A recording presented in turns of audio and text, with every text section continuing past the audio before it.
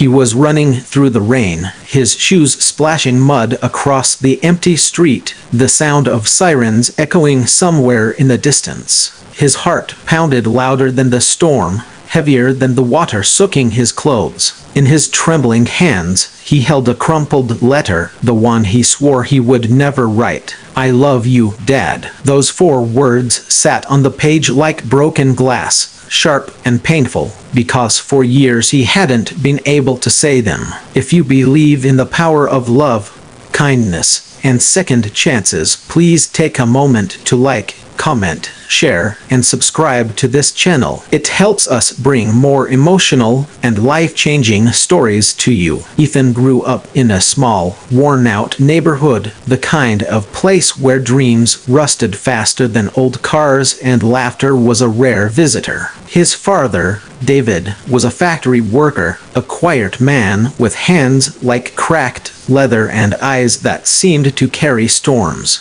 After Ethan's mother passed away when he was 8, silence became the third member of their home. Meals were eaten without words, birthdays forgotten under the weight of unpaid bills, and affection buried under exhaustion. David wasn't cruel. He wasn't unkind. He was just broken. The kind of man who carried too much on his shoulders and never learned how to ask for help. Every morning, before sunrise, he'd lace up his boots and head out, coming home after dark smelling of metal and grease. Ethan would often wait up hoping for a simple "goodnight, son," but the door would creak open, the fridge would hum, and the silence would return. By the time Ethan turned 16, the distance between them had become a wall. David's attempts to discipline his son, small scoldings, curfews, questions about his grades, felt to Ethan like attacks.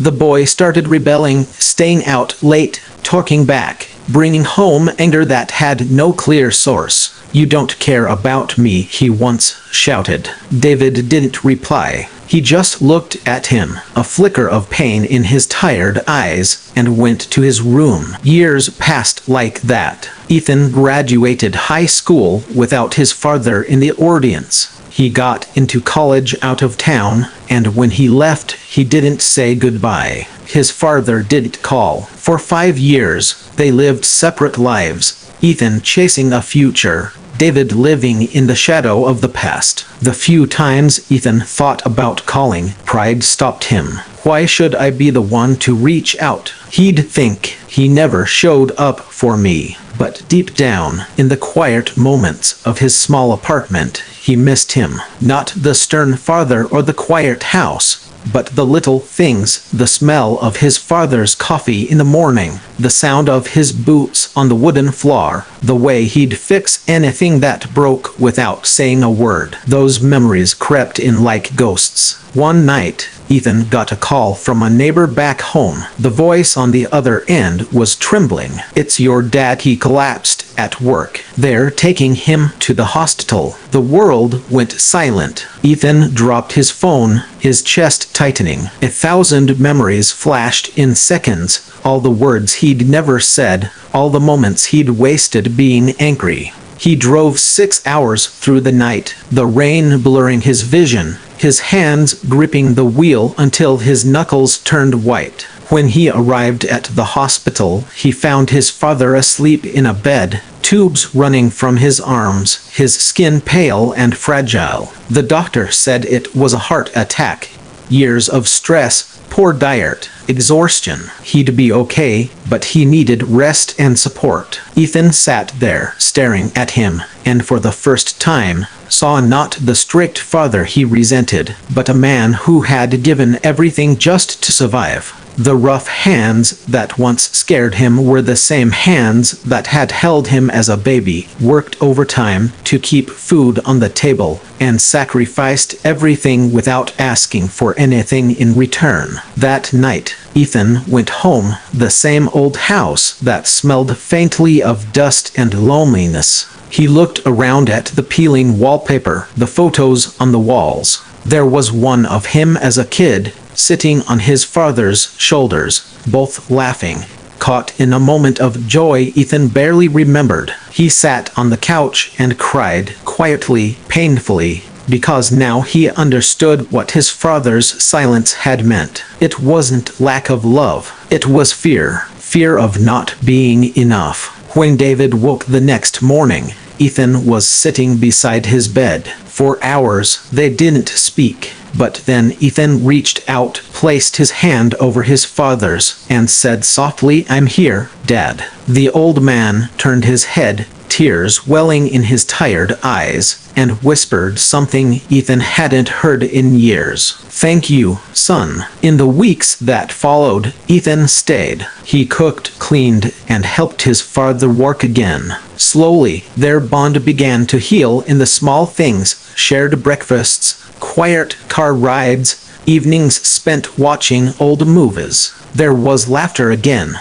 cautious but real. One afternoon, while fixing the backyard fence, David paused, breathing heavily, and looked at his son. "You know," he said, voice shaking, "I was never good with words, but I'm proud of you, Ethan." Those words broke him. Ethan turned away, pretending to hammer a nail, but his tears betrayed him. "I know, Dad," he whispered. "I always knew." Months passed, and David grew stronger. For the first time, Ethan saw him smile without the weight of exhaustion behind it. They started going fishing on Sundays, something they hadn't done since Ethan was a child. It was never about the fish, it was about time, the thing they'd both wasted too much of. But just when life seemed to settle into something peaceful, the doctor called again. The test results showed another issue. His father's heart wasn't healing as it should.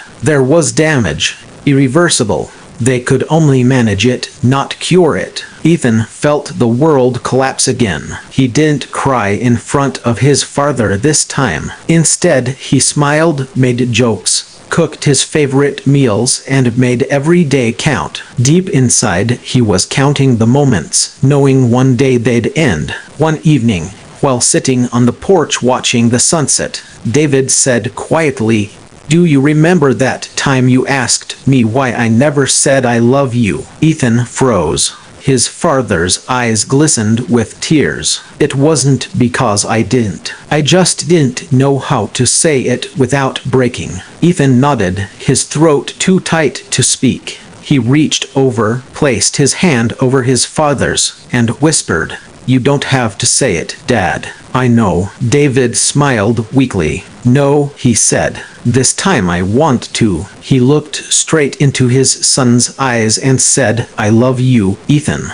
Always have, always will." That night, David passed away peacefully in his sleep.